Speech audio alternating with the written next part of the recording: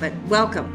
I am the president of the Historical Society, and we are very excited about this panel this afternoon and the fact that we could do this virtually due to the weather. It looks like we're going to have more than 100 people joining us today. That's very thrilling. We're excited for the interest. And again, really want to thank our panelists for their time. And we know that your involvement in these projects is your passion for history, your love of history. And at that, I am going to turn it over to our moderator, Vicki Goodman. Vicki and I have known each other for quite a long time, and I was very pleased when EC 250 invited me to be part of that project and really enjoyed working with Vicki on that. Thank you. Thank you, Rita. And I'd like to also extend my welcome to everyone here today and thank them for joining us, and also for your flexibility as we pivoted to the virtual format in order to navigate the pending weather forecast, whatever it might be. So as Rita said, I'm Victoria Goodman. I'm a member of Howard County Historical Society and someone with a lifelong connection to and a love for historic Ellicott City. My parents were married at the courthouse. My dad worked the night shift at the Donut when I was born. I spent my childhood just upriver in the former mill town of Daniels. I remember seeing Old Yeller at the movie theater and shopping for furniture at Taylor's. For 30 years, I worked just up the hill from Main Street for Howard County government. And afterwards, I joined the Office of Howard County Tourism down on Main Street. I ended my career just west of town at the Howard County Library Miller branch. Most recently, as Rita mentioned, I helped the town celebrate its 250th anniversary as a member of the EC 250 Board of Directors. I can't tell you how excited I am to be the moderator of today's panel. Like me, these four individuals you're going to be hearing from have a very strong connection to Ellicott City and a passion for history. Today, we'll be hearing from each of them about how they have worked to honor the past while upgrading, retrofitting, and adapting three of the town's historic buildings for the future. Before they begin, however, let me tell you a little bit about each of them. I'll begin with Ron Peters, who's also a fellow EC 250 board member. Ron was raised just 2 miles from Ellicott City, and throughout his teens, he helped his grandfather, John Baker, with repairs to the many properties that he owned in downtown.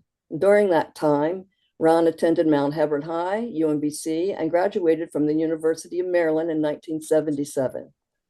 While Ron's career trajectory took him into the automotive field and ultimately into owning his own business, his love for his hometown remained unwavering. In 1978, Ron purchased his first 2 historic properties in Ellicott City, and in 2010, he added the historic Howard House to that portfolio. Never one to back down from complex challenges, Ron undertook the reconstruction of the wrought iron framed second floor porch of the Howard House in 2022. He provided hands-on leadership throughout the year-long project, and his dedication resulted in returning one of the town's most iconic buildings to its former glory. However, Ron's commitment to preserving the viability of the historic town extends beyond that of a property owner. Following the 2016 flood, Ron personally installed a network of cameras to help monitor stream flooding activity. In 2019, he enhanced that system by adding flood alert sensors. In 2020, Ron acquired his 4th Ellicott City property. Ron is an admired and much-loved member of the Ellicott City community, and through his ongoing dedication, leadership, and commitment, he strives to inspire other stakeholders in the town. Zach Hollenbeck is a licensed architect and currently serves as an engineering manager with the Howard County Department of General Services. Zach has worked extensively on implementation of the county's Safe and Sound Flood Mitigation Program, and notably serves as the project manager for the North Tunnel, the largest capital project undertaking in the county's history.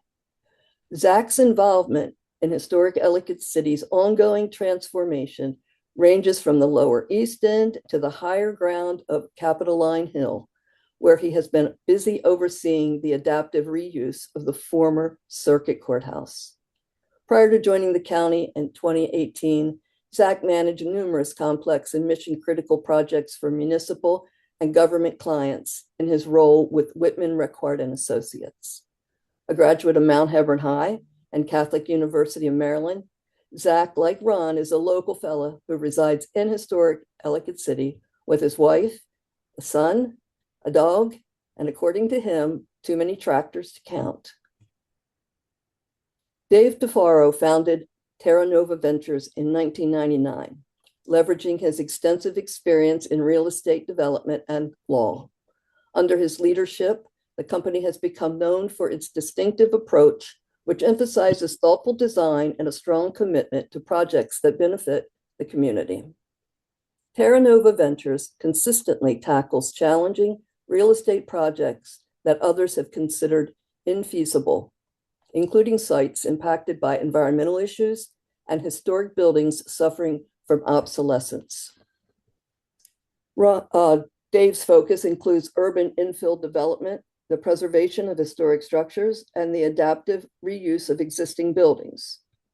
Through its history, Terra Nova Ventures has demonstrated a commitment to overcoming obstacles, contributing to the enhancement of communities.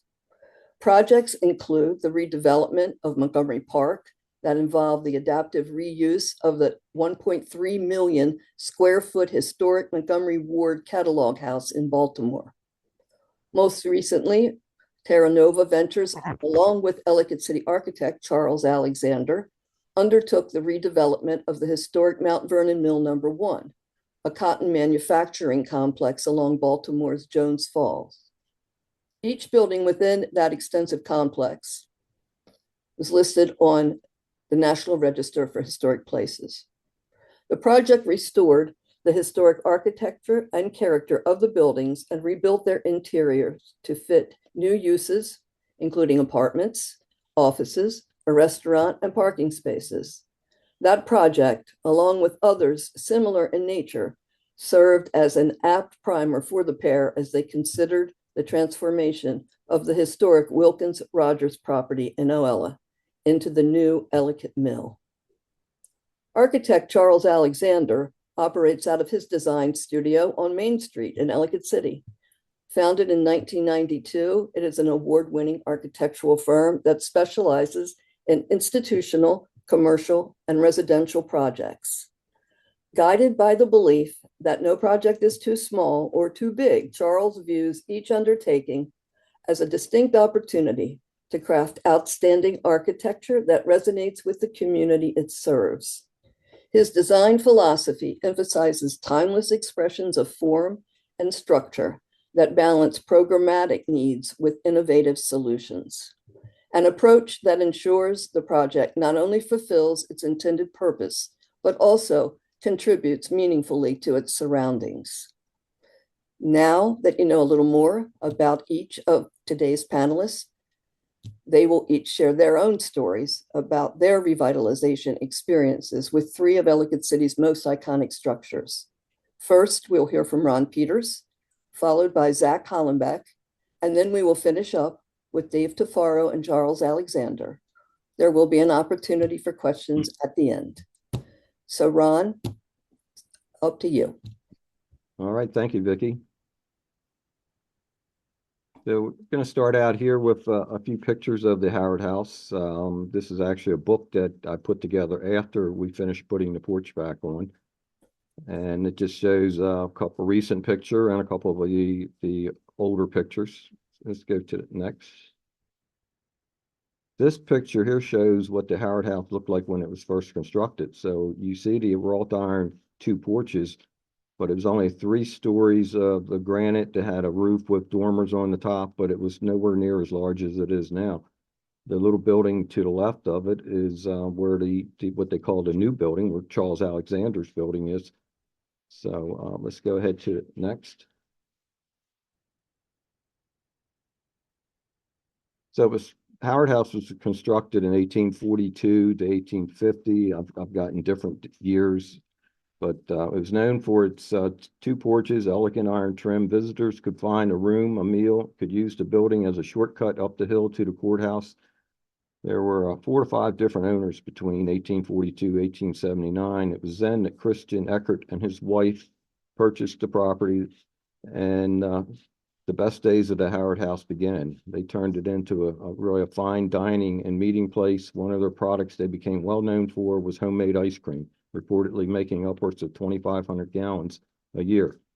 It was believed that Mr. Eckert was responsible for expanding the size of the Howard House to 5 floors and adding the adjoining West building. They owned and operated the building until 1910 when Mrs. Eckert passed away. Let's get to the next. So this is the way the Howard House looked back probably in late 1800s. It even had a cupola on top and had some iron on the very peak of the roof.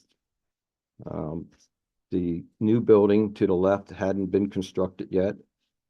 Go next.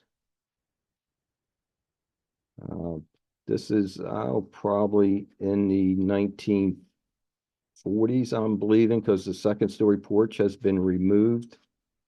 The new building is there, constructed to the left. Go next. This is just a picture I got from Howard County Historic Society showing the building.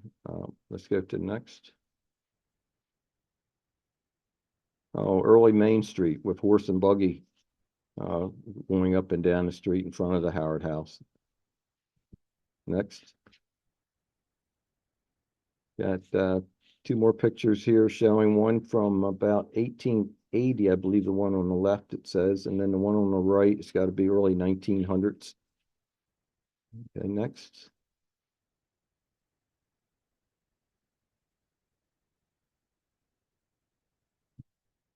Okay.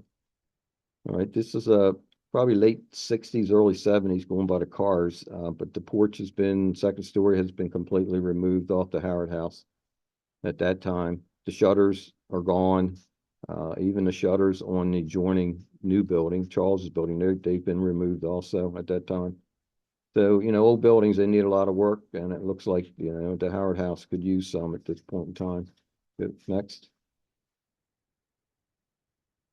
So this was in October 1990. So Bob Brown had purchased a building in the late 1980s, and he took the job of restoring the building. So he actually did a great job on the interior. He gutted it, put all new wiring, new plumbing, new heat pump units. There's no gas in the building, all new electric meters. It still has the original wooden railings that go up through the building. They're still beautiful. Bob did a lot of work on it, but he put the original first floor porch back on it. He did not put the second story porch back on. So we can go next. So then my wife Debbie and I, we purchased the Howard House in early 2011. We looked at it in 2010. We made numerous improvements to the inside and rear of the building, put a new patio out back and awning on the back of it. We'd often thought about restoring the front of the building to bring the second story porch and cast iron trim and windows shutters back like the building appeared in the 1800s. Finally, in 2020, I was walking, actually going down Main Street, I think it was in about August or September, and over on Hamilton Street, a guy is doing a painting on the side of the building there. And I walked over and I said, "Are you Wiley Perky?" And he says, "Yeah, who are you?" I said, I own the Howard House." He said, "I thought Ron Peters owned it." I said, "Yeah, that's me." "Well, do you ever think about putting a second story porch back on it?" I mean, he's very blunt in what he asked me to do. He said, "I'm with HEC and we have some grant money and we'd like to do a big project. And so why don't you think about putting that on there?" So I thought about, well, I just, let's see, I just built a house for my daughter. I had the architect do that. That was like $5,000 for that. I said, a porch probably can't be more than 40,000. I'll probably be done for 50,000. Little did I know. So anyway, I reached out to Charles Alexander to do architect plans for the porch. And of course, Charles was so busy with doing the mill project, he recommended I reach out to Rob Brennan. So I talked to Rob Brennan, and we can go next. And I met up with Rob Brennan, met up with the contractors I chose to do the project. Rob started working on plans. It took probably most of 2021 to get the plans. We had to present the plans then to the Howard County Historic Commission, get that approved. Then we went to Maryland Historic Trust, then to National Park Service to get all these tax credits in place. And then finally, in I think it was December of 2021, we applied for a building permit. Go to next. It took about 3 months to go next. Okay, about 3 months to finally, we got the building permit approved by Howard County. We ran into a little obstacle where they required us to put an outside sprinkler system onto the outside porch.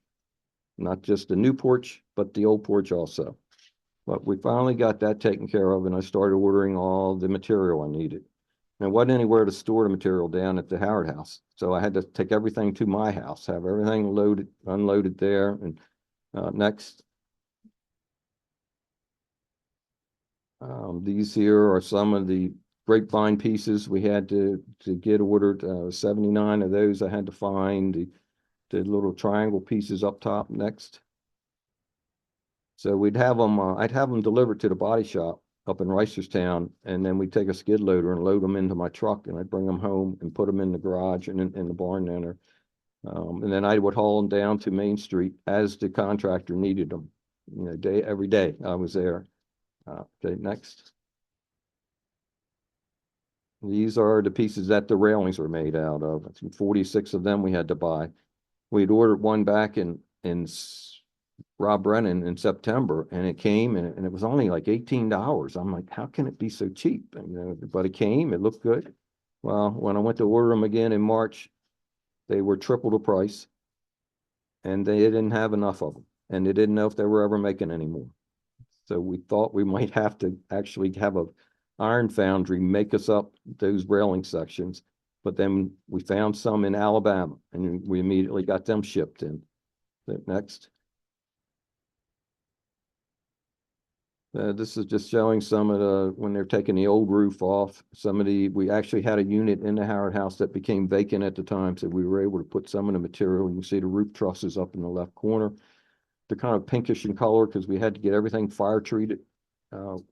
Any of the wood that we used. Next.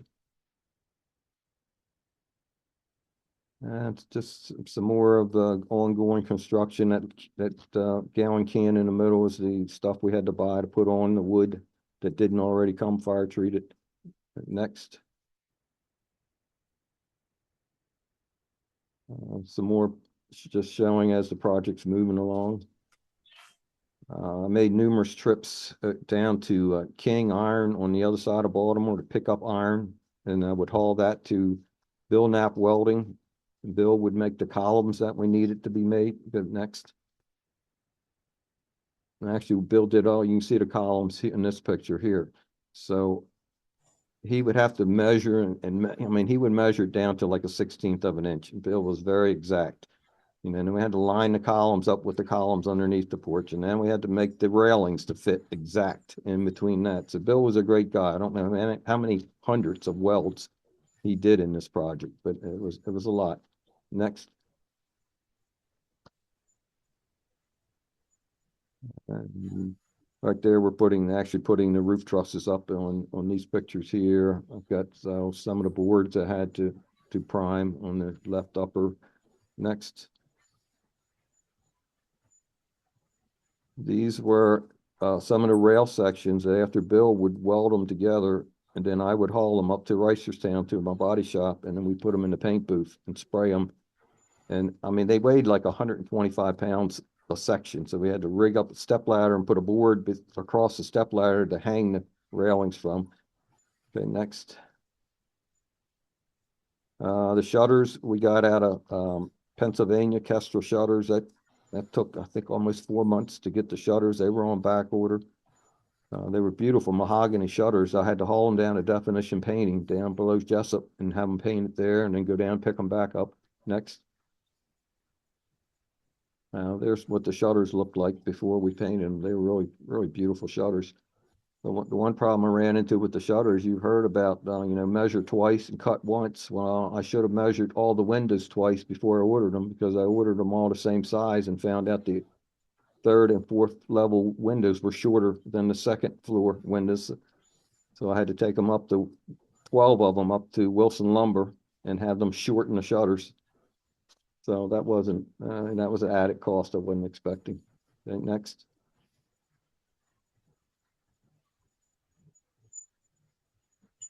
So this is a picture when it was almost complete. There's a couple of railing sections we hadn't finished yet, but I mean, I like this picture here with the glow of the lights on the porch, and so we still had the gutters and the metal roof yet to put on it. Next.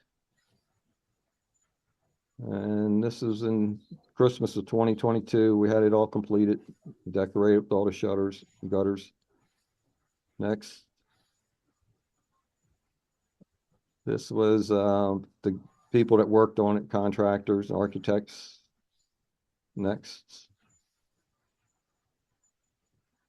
This was at a presentation of the grant check I got from HEC. It's in November 2022. That's Connie delivering the check. Next. This was a picture. It was taken in 1911, showing a reunion. So we kind of wanted to duplicate it. We didn't have that many people though. They had, I think it was about 50 men up there for that. Next. So here's kind of with HEC, we did a picture with everybody up there. Next. And then here's the finished project, but I want to point out in this picture, if you look above the second story porch roof line, you can see there's a different color of the granite. That's the original granite from the original building, and then it was added on. The style of the granite is more rectangular on the fourth floor, and then over to the right, there was about 10 foot of building added to the right, and that's all a different color and different shape, also darker. Okay, next. We got an award, 2023 Maryland Preservation Award was given to us by Maryland Historic Trust. So that was nice to get that. And next. So we finished it in September 2022. Once we really got started, say in May, it didn't take us that long to get the project done with all the materials, lined up to go. And it took a while, even after September 2022, that took me to like March of 2023 to get all the tax credit paperwork approved. One of the things we had to do was we had to take pictures of the Howard House before we started work on the property, not just of the outside, but of every single room in the Howard House. So it was over 125 pictures taken, and print them out. I had to do 5 copies of each 4x6 picture, thanks to Shutterfly. It didn't cost me that much.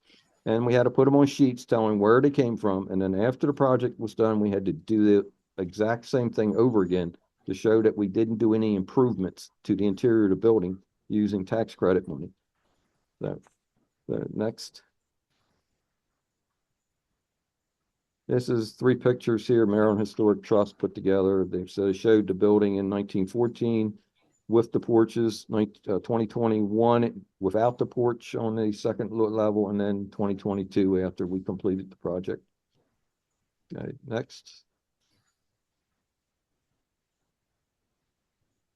And here we are, all completed with the flowers hanging and the buntings. Going to get ready to put them back out again for the big anniversary coming up. So that concludes everything I have to show you. So if anybody has any questions, Vicki can address them and let me know. Sure. We're going to wait till the end for all the questions. And I just would like to recognize Ron for everything he did to help us celebrate EC 250, because he finished that project that year. And it was just a wonderful highlight for the Ellicott City 250 celebration. And I also would like to thank his wife, because can you imagine being the person that stored all that at your home? She must have quite a love for the project too, Ron. And well, she took care of making sure everybody got paid Well, that's a good piece too. I mean, So the paperwork involved, I can't imagine the paperwork that David has with that mill project. maybe he'll tell us a little bit about that when he does his presentation. And the other thing I'd like to mention is Ron continually referred to Bill Knapp. Bill is also a local guy. For those of you who don't know, has his shop right on Main Street and has been there, I believe, as part of as a welder for quite a while, right, Ron? Oh, he has. Yeah, he's still doing, he likes to do kind of artist type projects, Yes. So he's really a great guy. Yeah. So thank you very much, Ron. And now we're going to turn it over to Zach Hollenbeck to tell us about a couple of projects that are pretty big projects that are happening in Ellicott City. So Zach? Well, thanks so much for the intro, and Ron, quite a project there. Yeah, I was a sounding board occasionally for Ron throughout that project, and I'm really just just an exquisite project. So congratulations there. Alrighty, so Vicki mentioned at the start, I'm Zach Hollenbeck. I'm with the Howard County Department of General Services. We were formerly part of the Howard County Department of Public Works prior to a reorganization of county government last July. And so our group is responsible for planning, design, construction, operations, and maintenance at all county buildings except for the school system. And so I've been there since 2018, worked as a project manager and a mid-level manager at executing a lot of projects. And so I'm thrilled to talk to you today about the adaptive reuse of the former Circuit Courthouse, which sits atop Capitoline Hill, and so is now affectionately referred to as the Capitoline Center. Let's go ahead, Ann. So this is a really, very unique structure. Many of you, I'm sure, have been there over the years. Probably few people by choice. Many of you summoned for jury duty or whatnot, but it's a fascinating look at how the evolution of Howard County has mandated or required an evolution in this building. And so we have an 1843 section that was originally the original portion of Howard County of the courthouse, even before Howard County was Howard County, expanded in 1938, and then a large addition in 1988, which really reoriented the entirety of the building and swallowed up the 1842 Oak Lawn building within that 1988 edition. Some of you may know my former coworker and friend, Dan Bennett, who was responsible for the 1988 edition. And one of the things that I always point out is that Dan had a giant satirical cartoon hanging in his office where the Baltimore Sun superimposed a lemon on his 1988 edition and accused him of really totally disorienting the building by giving it two front entrances. So anyway, Dan always found that funny. Me growing up here in Ellicott City and being in my 40s, I've only known what we call the entrance off the 1988 side to really be the entrance of the building. Go ahead, Ann. So we really also have this very unique, of course, situation here where we sort of sit above the hill of Main Street, parking lot beyond, and so many people have walked past these steep slopes and traversing from the courthouse parking lot when you've given up all hope of finding a reasonable parking space anywhere else, and getting your steps in and going back and forth between what we affectionately call the eat dessert lot. So pretty unique section looking through the building here. We have 9 distinct floor levels throughout the building. Next, please. And so, how do we get from owning this building and having the building vacant and to where we are today? And so there was 2014 through 2016 an effort to try to expand and locate the court at this site, and it was deemed by the county at that time to be infeasible just because of the needs of the court had expanded so much, from our as our population grew. So the real guiding principles for this site were contained within the Ellicott City Watershed Master Plan that was adopted by the Howard County Council in 2020. And that included a number of policies for this area. Most, of course, all with the idea to complement and enhance Ellicott City.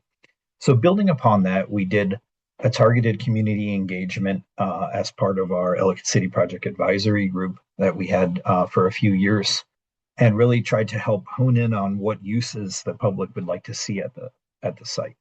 And so most notably that included, civic uses, cultural programming, historic elements, but also notably included a strong opposition to having housing located at the site. Next, please.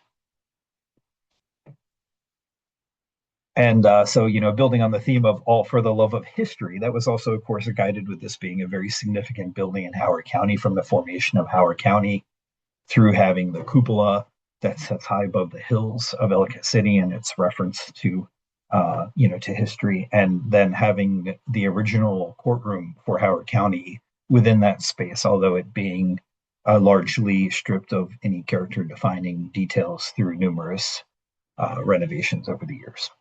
Next, please.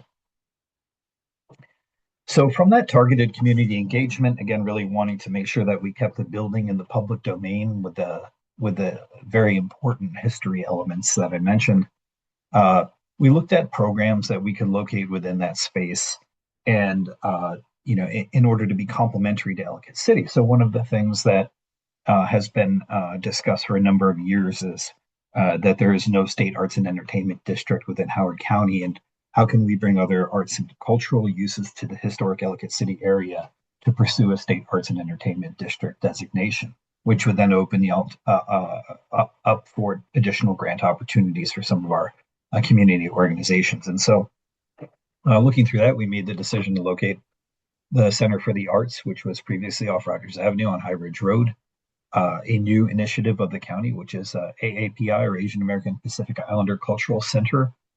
We, of course, have a huge 60,000 person plus AAPI identifying citizens in Howard County. And then also to relocate our roving radish food program from its home in Columbia and couple that with a shared kitchen space that would build on policies in the watershed master plan for creative food establishments. Next, please. So some of you had been through the building before and probably seen spaces like this. When we started this project, the court had moved and we were left with belongings that the court didn't want anymore, but as well as a lot of low ceilings, gray on gray color scheme throughout, and a lot of fixtures that were of a time, of the 1980s edition. Next, please. But we were met with some unique opportunities, like having the 1842 Oak Lawn building sort of surrounded in this structure, so we could take advantage of looking at the beauty of some of the old granite stone that was inboard to our building and take advantage of natural light that was also available to spaces through skylights, even though the floor plate of the building is somewhat challenging to get natural light everywhere. Next, please. Exterior of the building, of course, this is, like I mentioned before, the 1988 entrance, which I think most people call the entrance to the building. Next, please. And so we worked with early on. We reached out to several design teams to try to find a partner to work with us on the design for this project. We were fortunate to select Michael Graves, at that time known as Walden Studios, now Walden Studios, a Michael Graves company, local Columbia design firm, project manager Krista Kerrigan, who's just a fantastic local Ellicott City resident as well, worked with us, and we knew we wanted to be design forward on this project. We didn't want to be see a blue and gray typical government building. This is a center, as we coined it before, the Capitoline Center, a center for arts, culture, and history. And so how do we reflect that with finishes that are contemporary to bring vibrancy within the building and to really expand upon that theme and marry it with the existing bones that we have. Next, please. So these are some more images that the design team put together, worked with a really bold color palette for interior accents. And the design team assembled a lot of natural woods, lighter finishes, but building upon some things like keeping brass hardware throughout the building, which it had from the last edition. Next, please. And building upon that, locating the program elements throughout the building, this being the main level here, and building upon opportunities for how do we orient people to this building that really had a very rigid definition of public spaces from spaces that were part of the court functions, where judges or other members of the court function moved about freely outside of, if you were there for a trial or there for jury duty. So one of the big moves that we did immediately in planning this building was to create a central corridor that took advantage of the views to the Oak Lawn building right from entering the space on every floor. Next, please.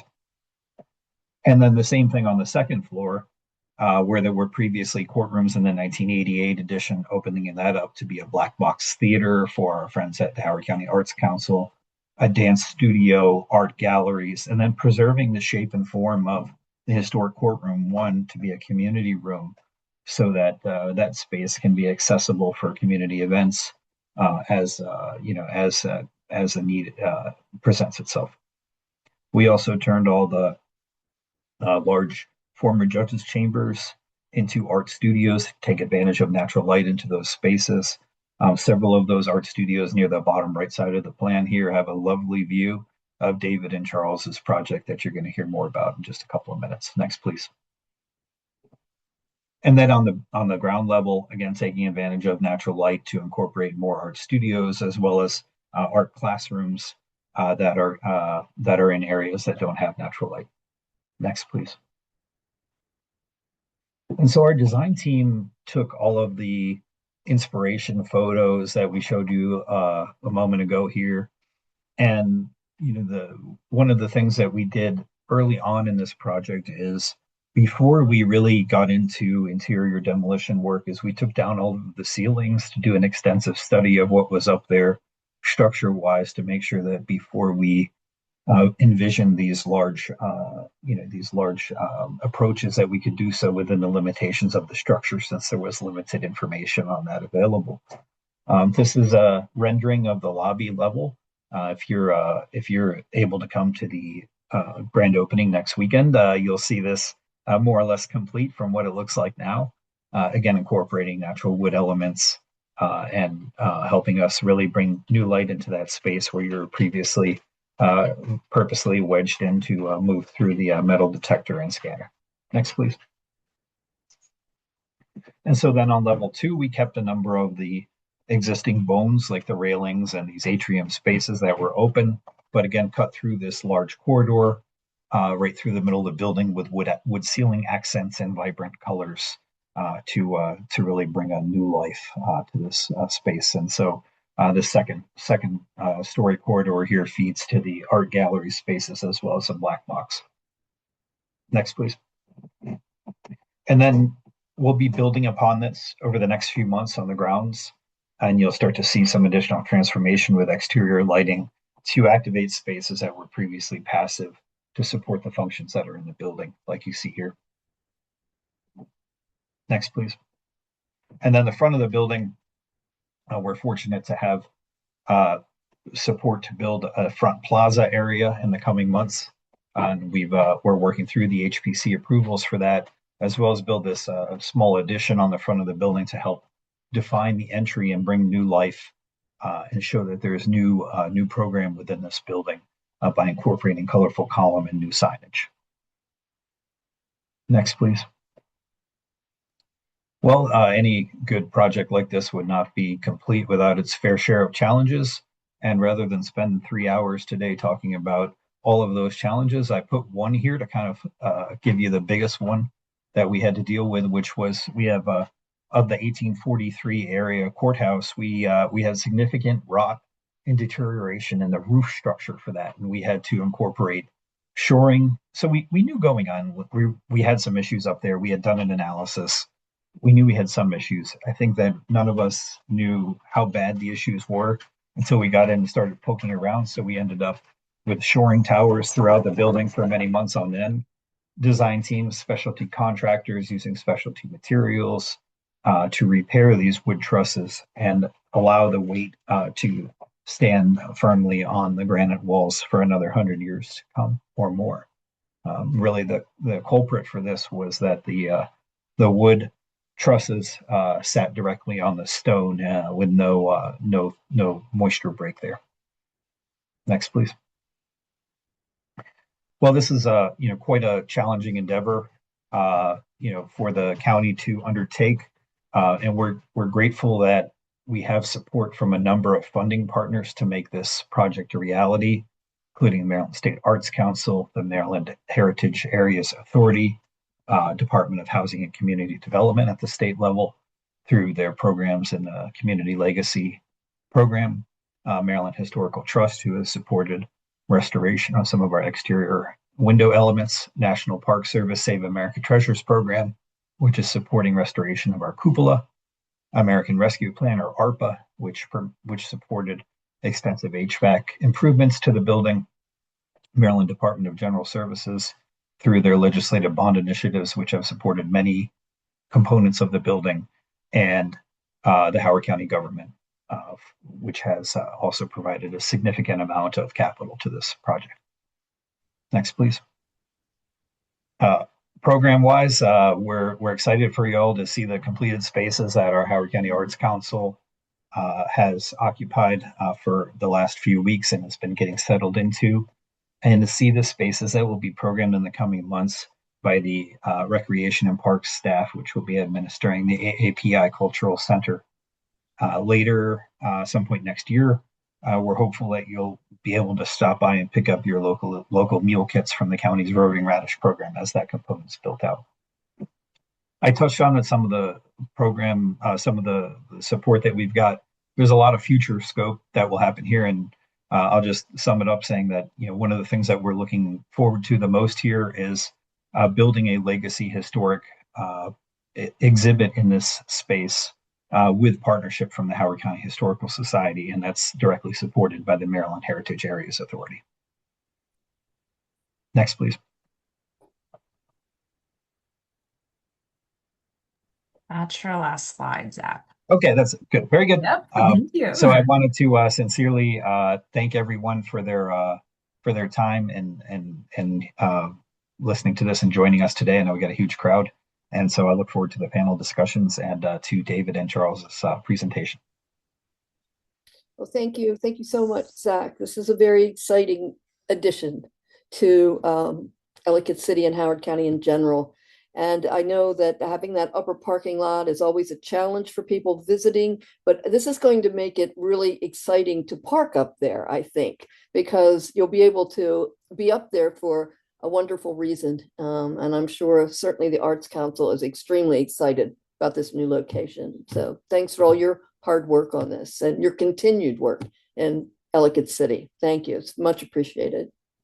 So now we're going to turn to Dave Tafaro and Charles Alexander to talk a little bit about the big project that's been happening. I call it in Ellicott City, but I know there are Oella people here who would like to say it's happening in Oella. So our sister town there. So Dave, we're going to turn this over to you and Charles, whichever one wants to begin.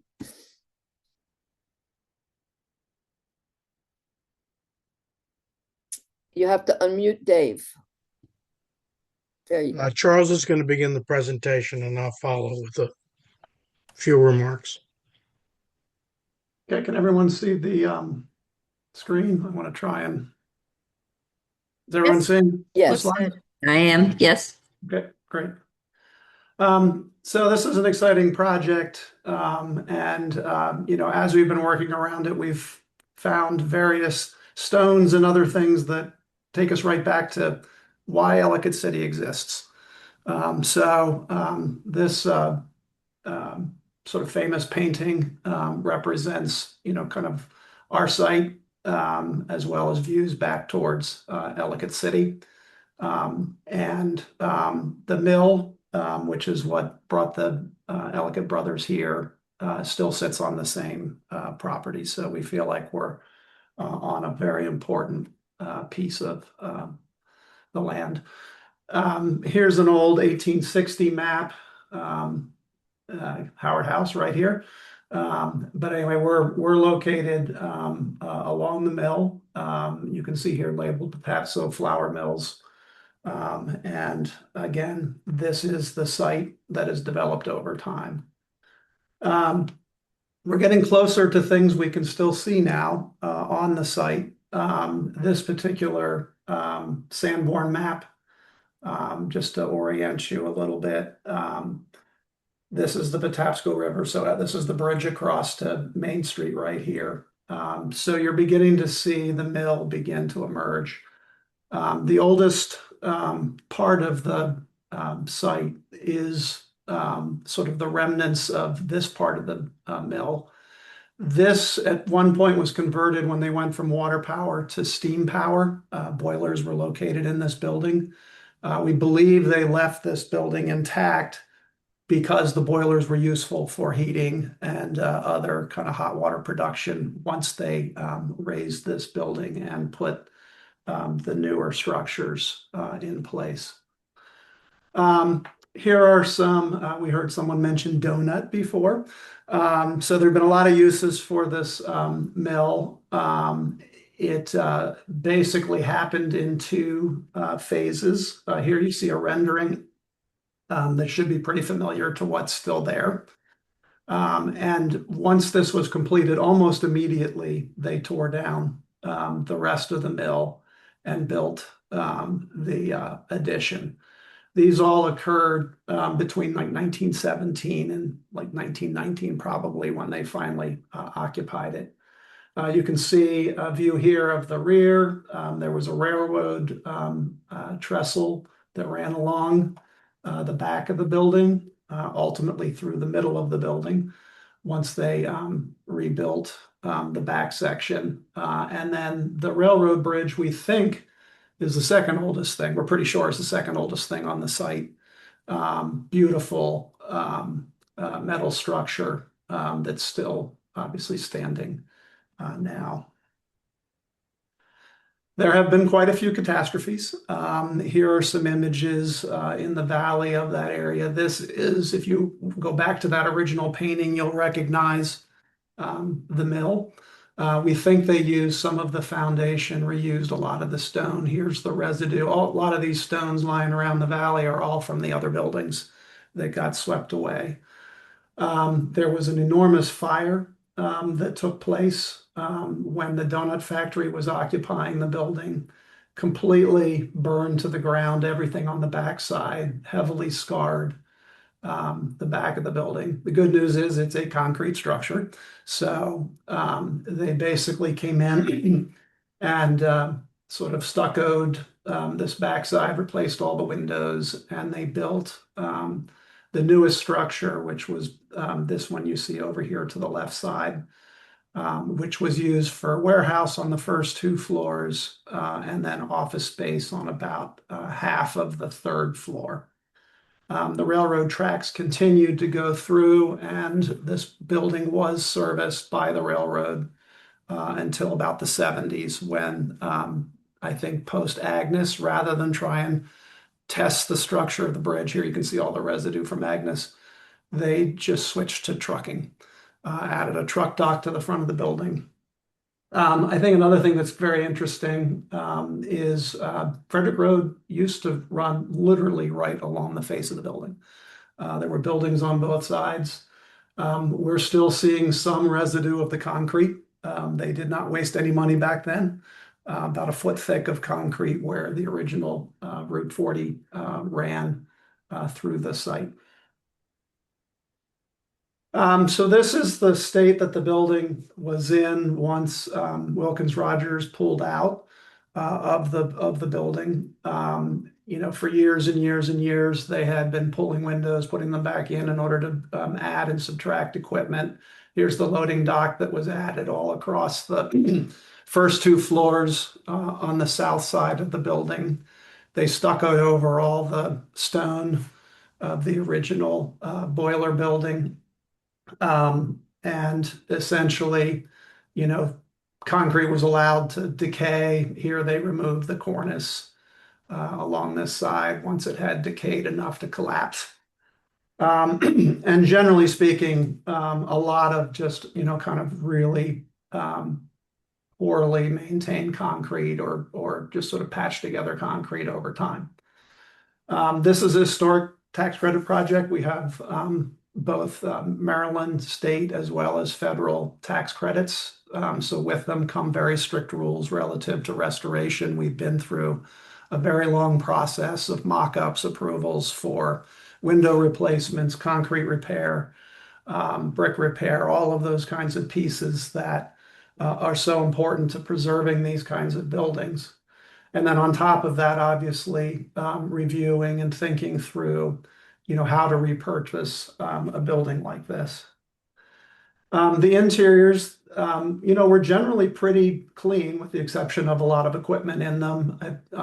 Many floors had been, as they consolidated and became more mechanized, were used more for storage than for anything else. The high-rise building, and it's a high-rise because the milling process is a gravity-fed process, so they would basically take the raw material to the top of the building and then let it descend down through machinery all the way to the ground as it was being processed. It's a very narrow building. It's basically less than 50 feet wide and has massive columns down the middle. So anyone who's ever laid out an apartment building would know, boy, that's really tough. So this required some real kind of thinking and creativity as to the types of units that we would want to create for the project. This image on the right is the back warehouse building. You can see pretty much all of the windows that used to be there had been blocked in. So a lot of the process is to kind of, take things back where they've been closed up. I know somebody had a question, so we threw some photos in at the last second. There's in the 2 stair towers, and we managed to preserve in one of the stair towers where we had the room to do it, were these vertical people movers, which was basically a conveyor belt that went up and then all the way back down again. And you basically just walked over, grabbed a hold of a hand thing, stood on a little wood platform, and it carried you up to whatever floor it is that you needed to get off. So it was basically a conveyor belt elevator for people that ran through both of the stair towers. This was an ongoing operation right up until Wilkins Rogers left the plant. We have, gone through, identified and collected equipment and machinery that we could reuse and preserve in the building to kind of tell the story of the usage. We think it's very important in our historic rehabilitation projects that people, really understand what the building was, how it was used. So many of these elements are going to be put back into the building. In fact, the shaker boxes, which hang from these wooden rods, we've got them in a lot of different places, but we're also putting our mailboxes into them. So the mail room will be shaker boxes suspended from the ceiling. So here's a site plan. South is to the right. Frederick Road is coming around and across into Ellicott City proper. Here you can see the bridge and the fact that it is sort of a front and a back building. The front building holds about 90 residential units, and then there's about 100 in the link area and in the back building, both inside and on top of the warehouse structure. The whole first floor, due to the floodplain, is basically what we call dry flood proof. So we use aquarium glass in all of the windows. All the doors are flood doors. And then none of the occupancies on the lower level have to, are residential. Essentially, they're all daytime activities, restaurant, retail, historic displays, and the residential lobby, bike rooms, sort of support spaces. So that's what occurs on the first floor. Pretty much, well, not pretty much, the whole building is essentially just reusing the footprint that's there.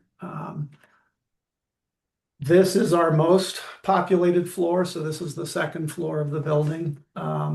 There's a series of structures within the warehouse building on the back.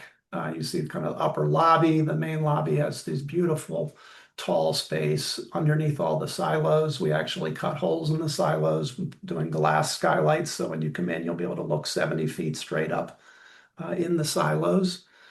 But here you're seeing sort of a typical floor plan with different kinds of unit types in them.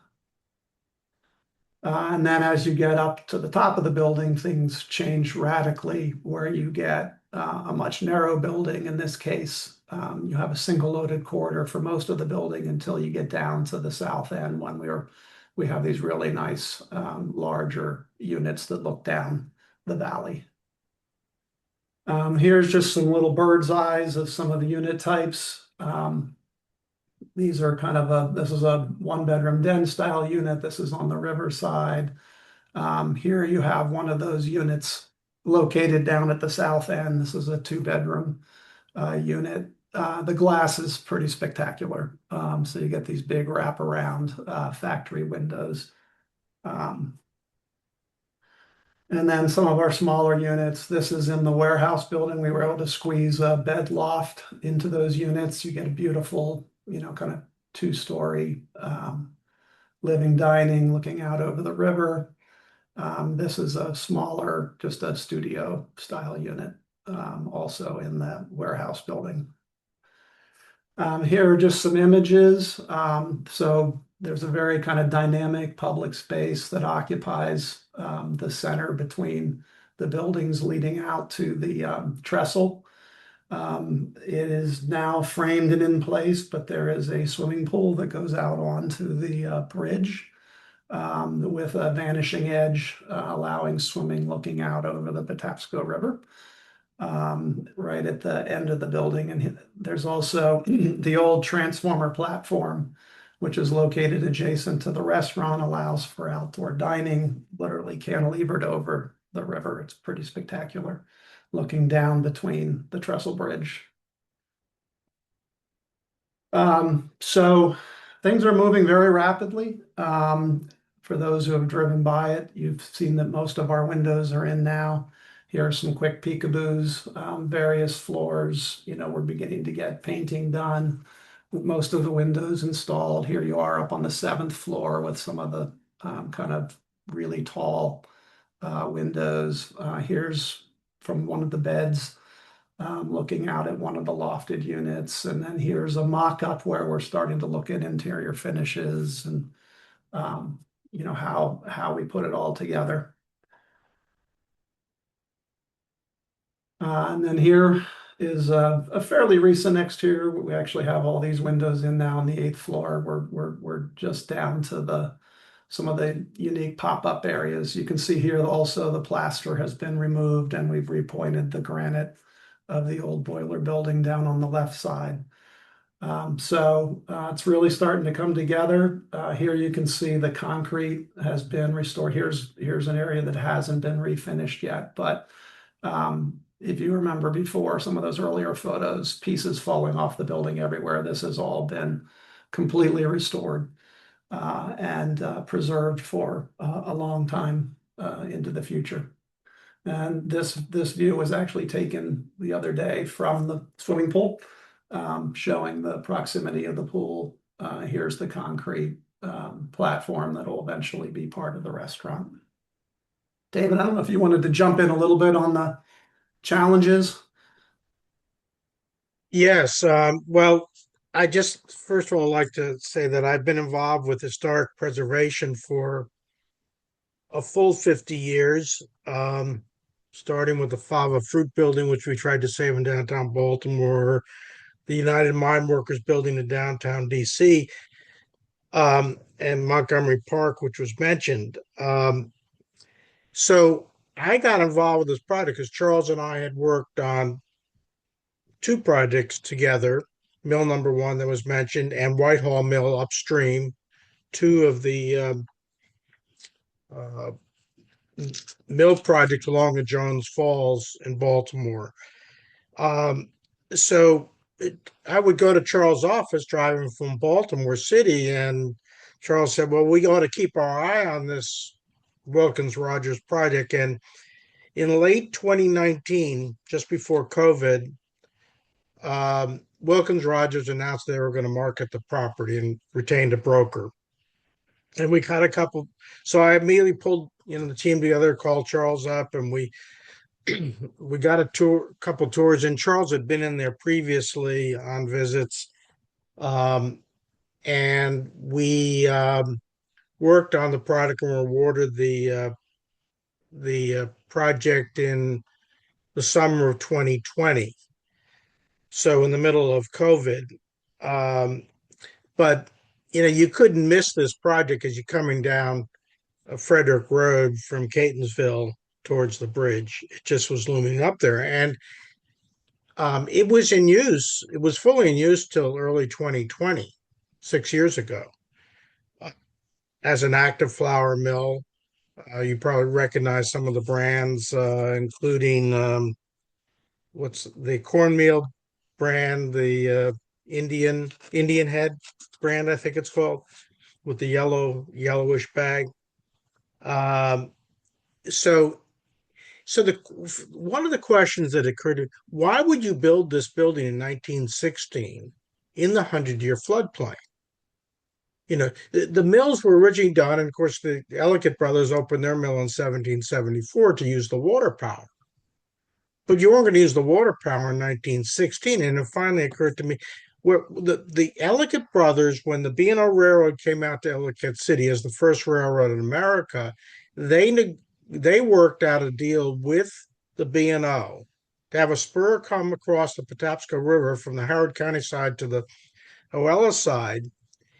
And from the pictures you saw from Charles, you can see that this building that you're looking at in this picture was built right adjacent to the tracks, parallel to the tracks. And then the later building at the back on the riverside. So the tracks essentially came into the building just like they did in Montgomery Park, which was a spur off of the same B&O Railroad that served that building when that opened in 1925. So in naming the project, it seemed obvious I wanted something connected with the history of the original mill building, and that's how we came up with Ellicott Mill. Now, the two projects along the Jones Falls are in the floodplain as well. And it's like anything, when you're used to doing these things, you lose the fear of them. And the other thing is the watershed for the Patapsco River is very different from the Ellicott City watershed, as some of you may know. So when it floods in Ellicott City, it doesn't mean it necessarily floods at the building across the river.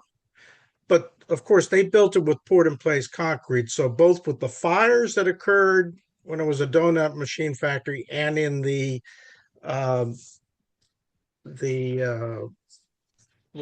flood in 1972, Agnes. the Agnes flood, there was no real damage to the building. And so what you do for the flood protection is not overly complicated. All your residents are above the 100-year flood, above the first floor. And then you protect all the major mechanical electrical systems are moved up above the 100-year flood.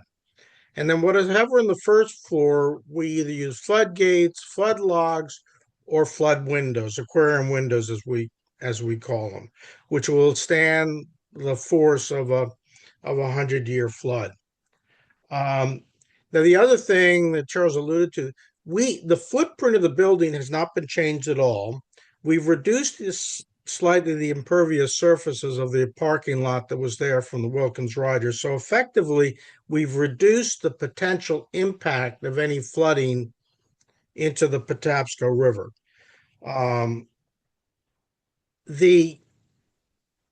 We've had wonderful community support from the Oella community and the Historic Society and preservationists in general. We did have opposition from one person in particular.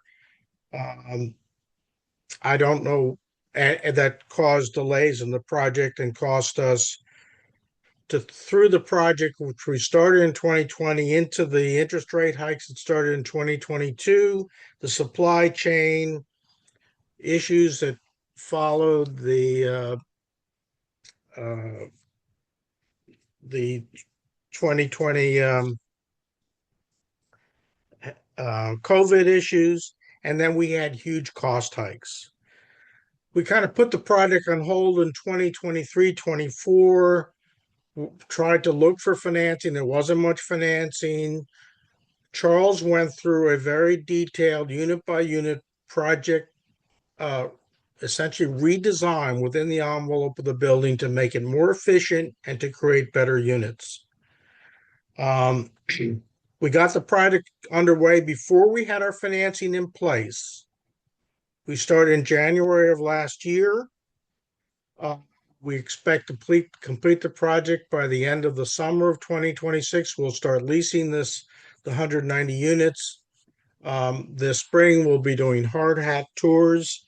One of the other obstacles that we found, Charles pointed out, the Frederick Road was relocated from its old location you saw in the photographs to its current location somewhere in the late 50s to 1960. And there were 3 gas stations on the site, and we did discover there was some minor contamination from the petroleum products, most of which would have deteriorated over those many decades.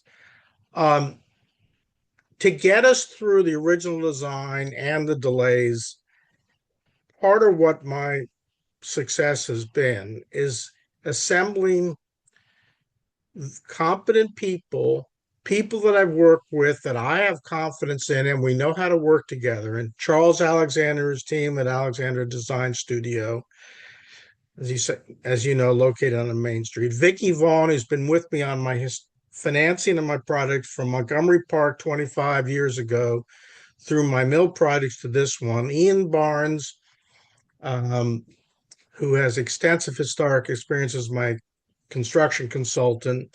My daughter, Jennifer, who then went on to do other things, and my daughter, Christina, who's working on this project with me. And Southway Builders has been a terrific general contractor partner. They have kept pushing this project ahead in spite of the things you find on a historic project. And by the way, I might mention to Ron Peters, whether you're doing a project of your scale with the ironwork, which is the level of detail there is really incredible, or you're doing a project of this scale, it's still the same amount of energy and time and coordination you have to do with the whole variety of talented people. We ended up having financing, like some kind of exotic financing, some kind of loan fund that we ended up ejecting around March of last year. And United Bank, which had looked at this project several years earlier, they are providing the construction financing. And as Charles mentioned, we have National Park Service and Maryland Historical Trust tax credits provide the equity on the project. So it's been a project that should have been completed probably 2 years ago at least, but that's just the nature of development work and historic preservation work and unpredictable items that you have no control over whatsoever, such as interest rates and financing and COVID and all the other things that come along. So we've been grateful for the support and appreciate the opportunity to present this project to you this afternoon. Well, thank both you and Charles, David, for joining us this afternoon. I know that we had great interest in this project, and I hope that everyone who joined us here got some insight and some sneak peeks into what the future holds there. I, for one, I live up in Catonsville. I've watched this develop throughout the whole process. I personally would like to thank you both for sticking with this. I know there were challenges, and I can't imagine Ellicott City, Oella, without this building in some form. I couldn't imagine it crumbling or going away. And I know the challenges financially were pretty steep. And I personally would like to thank you for sticking with it and hopefully turning this into something that is going to be an economic boost for both Catonsville in some ways and for Ellicott City. This corridor is going to be very exciting given what you're doing, given the new art center up on Capitoline Hill. People always want to come see your project, Ron. It's one of the gateways into Ellicott City as you come down Old Columbia Pike. So thank you all for everything you've done. And now we will take some questions. I think Rita is going to be monitoring that. There you are. They're looking for you on my screen. Victoria, Yes, can I just mention one thing before we get into it? sure. Because this has taken a long time, Grace was such a strong supporter of the project, and Yes. we lost her along the way last year. She gave us a lot of inspiration and support for the project, and we're grateful to her and her memory. Well, thank you very much for that, David. She's a dear friend of mine and many of the people on this today. And you're right. She did a lot. She held a hand. She held a hand out for you, I think, and helped guide some things and spoke up. And it was a project that is near and dear to me. And when she got involved, I felt that that was the best I could do was getting her involved. So thank you for that remembrance. I appreciate it. So Rita? All right, yes. I see one question which I wanted, this mentions, can we speak a little bit, any comments about the Frederick Road traffic issues? I don't know if anyone can address this from the project builders Right. here, but if that has been a consideration in the design or factors. Yeah, I can answer that. First of all, we went from an industrial use where there were tractor trailers going in and out of the property for decades, and it's a different kind of use and different peak times. But tractor trailers getting out onto Frederick Road was never easy because they can't accelerate as well. And in planning the project, you're always balancing interests. But it was no longer going to be suitable as an industrial building. We looked at office, we looked at mixed use, but it really doesn't lend itself, the scale of it, to an office building. And certainly what's transpired in the last few years suggested that the demand for offices is down. We could have had fewer condos, but even doing 100 condos or 125 condos, we don't have many condo projects in the whole Baltimore metropolitan area that ever succeeded because they're high-rise condos, because you're at the mercy of markets and the timing of interest rates and all the things that have happened. So many of them have failed. So we were led towards the apartments, and we did a lot of traffic analysis of the peak times. I don't think there's going to be much change, but we've also made some substantial improvements in the area of Frederick Road in front of the property so cars can pass by without it being strictly a 2-lane road. Those improvements will be in place prior to occupancy of the building.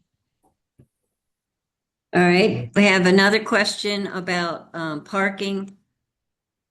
Will there be parking for visitors at your building or just residents parking?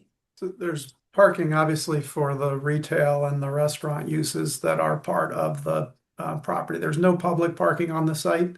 I will say for a very long time, we have opened ourselves up to conversations with Howard County about that, but we've never been able to kind of arrive at any way in which we would be able to add parking to the site in order to do that. So the parking is dedicated to the uses on the building, but they're not just resident spaces. There are a lot of spaces for the retail and for the restaurant as well.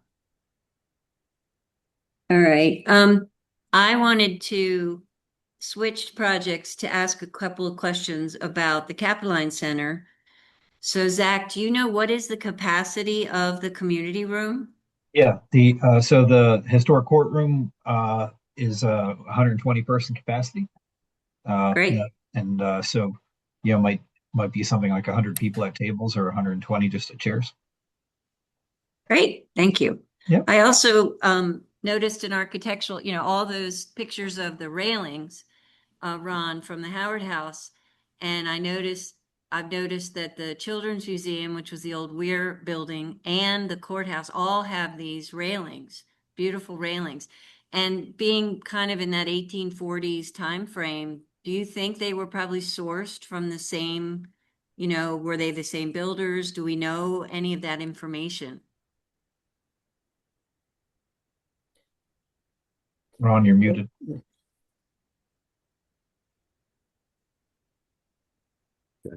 Yeah, I'd say I'm not, don't really know for sure, but I'd say that they probably came from the same foundry in that time period. They look quite similar. I mean, I took pictures of both of them before I started on the Howard House project. Went up there and looked at everything, and some of them are almost identical. Some of them a little bit off certain sections of it, but probably the same company. Great, thank you. All right, I see a question here about back to the Ellicott Mill. Will the rail bridge become a garden? We can only go so far onto the bridge. There's accessibility rules in terms of dead ends, and we're not allowed to do any accessing to the other side because of the right-of-ways for the railroad.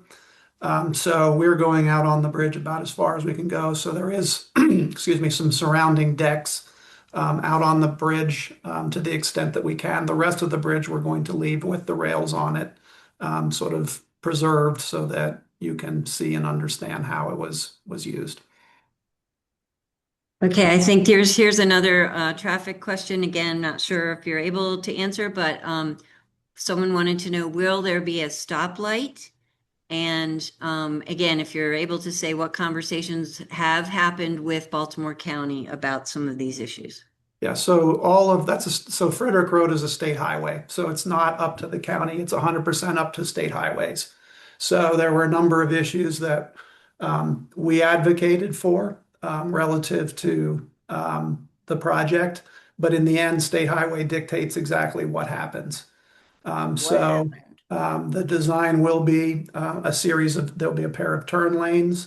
As David said, a widening at the area in front of the entrance. The entrance stays where it is. There's extensions of sidewalks right now. The sidewalk on the south side of the bridge that goes to nowhere will continue the whole way along the site. So that'll be a huge improvement relative to the project. But again, the actual design relative to the entry and traffic and everything like that is up to state highway, and we are doing exactly what they have requested that we do. Just Thank you. add that we at the request of state highway, we are improving the sight lines as you come from the bridge towards Catonsville, removing some plantings and I can't remember, we're removing some of the railing, but basically we're trying to improve that because, as you know, as you come up, you're immediately into a curve before you get to the site, as it always has been the case when it was operated as an industrial building. Thank you. All right, we have a question here. Are there any plans for the use of the mill rooftop? It says they were saying it could be a wonderful space for town and sky views. Maybe the public or private visitors could enjoy that. So we're waiting for someone to show up with a couple $1 million so we can put an elevator up through the middle of the silos, and we'll be happy to do a public lookout on top of the silos. I'm not being sarcastic. I mean, the reality is that this is a commercial project that's working very delicate numbers to try and make it feasible. We absolutely played around a little bit with, is there any way to do that? But the reality is the amount of stair towers and elevators you would need to run to the roof in order to have any number of people able to be up there. And then there's just no economic, way to justify those costs because you can't recoup them. That doesn't mean, as I said, in the future, as we look at the round silos, so the building if you're wondering what the big giant blanket is, that there are internal silos that were part of the original building, and then there's the 9 silos to the north that you see from the bridge. Those right now are being, obviously preserved, but we're always open to highly creative ideas about what might happen with those silos. And in Rita. public space, there will be the restaurant with wonderful views of the valley and the Patapsco River. So that is being put to a new use that never existed before, and people have the opportunity to enjoy eating out there, inside or outside, and enjoying the views down the river. And I might add, the person who asked that question, we will be taking deposits soon, and there are some units on the 8th floor with absolutely magnificent views of Ellicott City. Vicki, go ahead. You had a question. Well, there's a lady who's been raising her hand. I don't know whether she wanted to put it in the chat, but it's Miss Steele. You had a question, I think. Yeah, it partially got answered. It was about traffic. I live in Oella, and I don't know if you two guys have ever been in Oella trying to get out during rush hour. Yeah, so I've lived in the valley. I've lived in Ellicott City for, 35, 40 years. But have you lived in Oella? Yes, I have family in Oella. Oh, And, good. I work with Charles Wagan on a lot of projects in Oella, so I know 100% what you're talking about.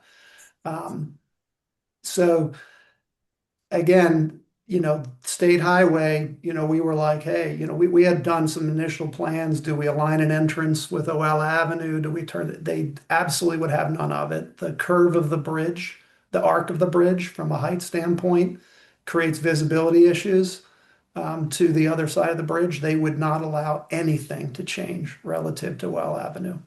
So I get your frustration. Yeah. I would like to add something to this in all fairness. I've worked on a lot of projects, and so on the one hand, you can have a white elephant sit there and be done with. I'm not The against traffic, the mill. if I may for the moment, because I live in a community too, and in Baltimore, I've done projects, but the reality is this project was in use since 1917. I don't know what point trucks started being used, probably in the 20s or the 30s. The whole Howard County, Catonsville area has developed since then.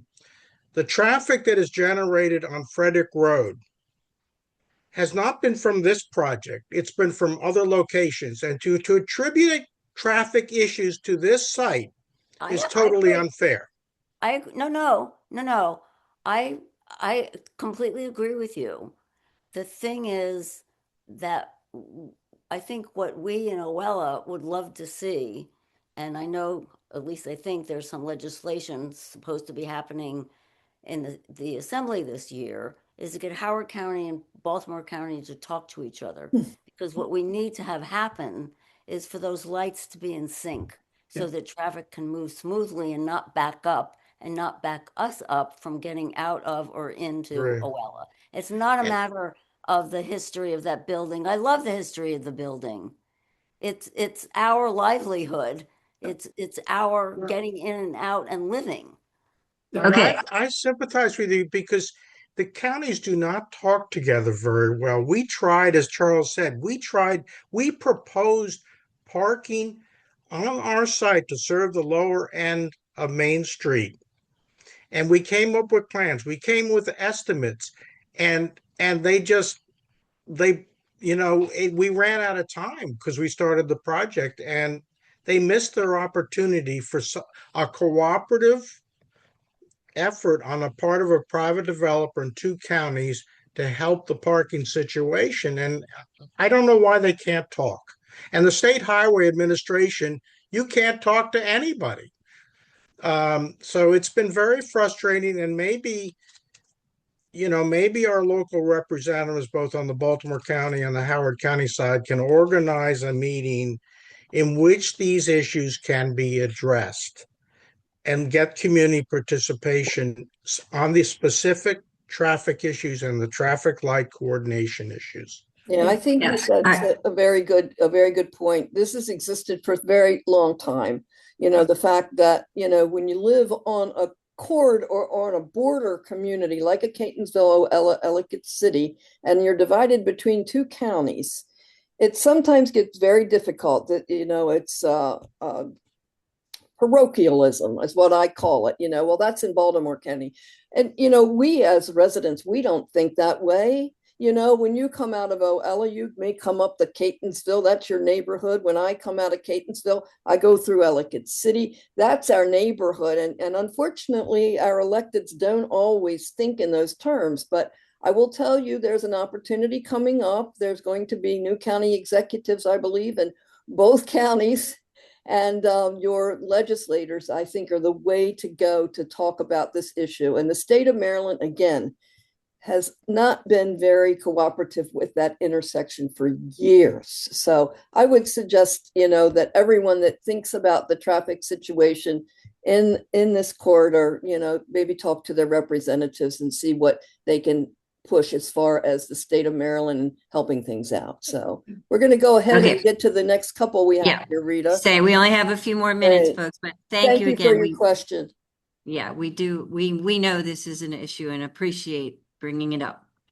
Okay, someone asked, and maybe this is a Zach question, what will become of the present Howard County Arts Center that was on High Ridge Road? What's that building going to be now? Absolutely, yeah. There's another county project to renovate that building to be a community center that's focused on supporting African American needs in the Howard County, specifically home for some of the Divine Nine organizations, which are part of the fraternities and sororities associated with the HBCUs. Thank you. All right. Will there be a time, this is back to the mill, for the public to tour the mill after the hard hat tour? Obviously we want to be able to do that. We certainly did a number of open tours prior when before we began construction. Right now you can appreciate, and it gets even more difficult when you try and punch out 190 units, the number of people moving and the material moving.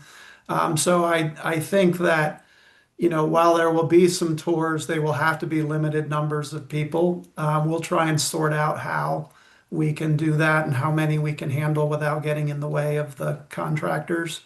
But certainly, once, we're at the point where the building is done enough for safe access, we can look at potentially some larger tours through the building. Now, I would just add, in Baltimore City, the Baltimore Architectural Foundation has been organized for the last several years.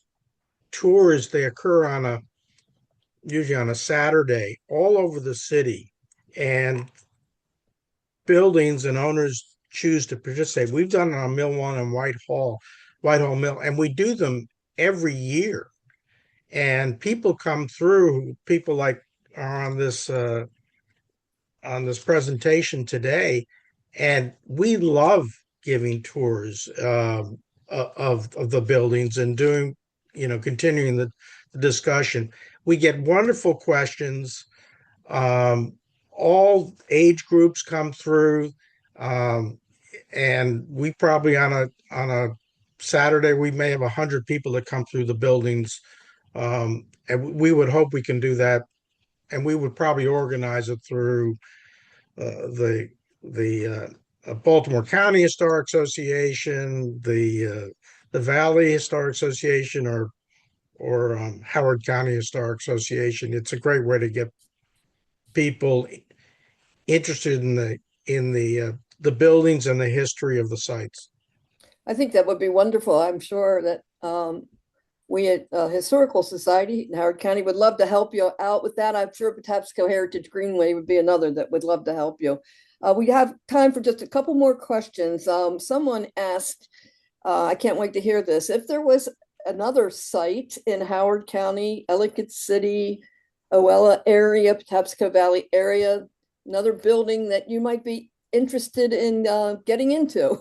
It's been on your radar. This is Who for are us. you asking? Any of the three of you. What? We'll go with you, David, first. Well, I'm running out of time. This one took a long time. I thought we'd be done 2 or 3. I turned 79 in a couple of weeks. I love doing this. I love doing this work. I love history. I love working with the teams on these projects. I don't think I could do another project that could last that long, but the team members, I can recommend them doing it. I'll tell you the things I want to be interested in. I want to get this historic exhibit done in the building. There's some great opportunities for cooperating with the Benjamin Banneker Museum as well. As some of you may know, Benjamin Banneker and George Ellicott were friends in the late 1700s, early 1800s, and their interest in astronomy and mathematics. It's fascinating to me. So I think at this stage, those are the kind of things I would want to be interested to continue to, and some things that we want to do on the site to memorialize the history of the site, whether it be sculpture or other types of things on the site.